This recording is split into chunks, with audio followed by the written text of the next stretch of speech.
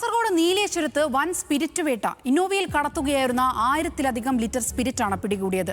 തൃശൂരിലേക്ക് കൊണ്ടുപോകാൻ ശ്രമിച്ച സ്പിരിറ്റാണ് പിടികൂടിയതെന്ന് വിവരം.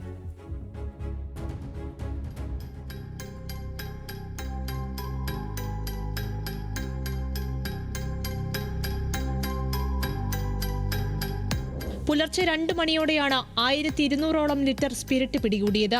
ഇന്നോവയ്ക്കുള്ളിൽ പ്ലാസ്റ്റിക് ക്യാനുകളിലാക്കിയാണ് സ്പിരിറ്റ് കടത്താൻ ശ്രമിച്ചത്. രഹസ്യ വിവരത്തിന്റെ അടിസ്ഥാനത്തിൽ നടത്തിയ വാഹന പരിശോധനയ്ക്കിടയിലാണ് സ്പിരിറ്റ് കണ്ടെത്തിയത്. തൃശൂർ എടക്കഴിയൂർ സ്വദേശി അൻസിഫ്, മഞ്ചേശ്വരം കുഞ്ചത്തൂർ സ്വദേശി ഗിരീഷ് എന്നിവരെ അറസ്റ്റ് ചെയ്തു.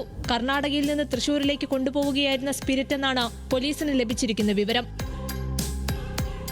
കോട്ടപ്പുറം ജംഗ്ഷനിൽ വെച്ച് നീലേശ്വരം പ്രിൻസിപ്പൽ SIG ജിഷ്ണുവിന്റെ നേതൃത്വത്തിലായിരുന്നു അറസ്റ്റ്.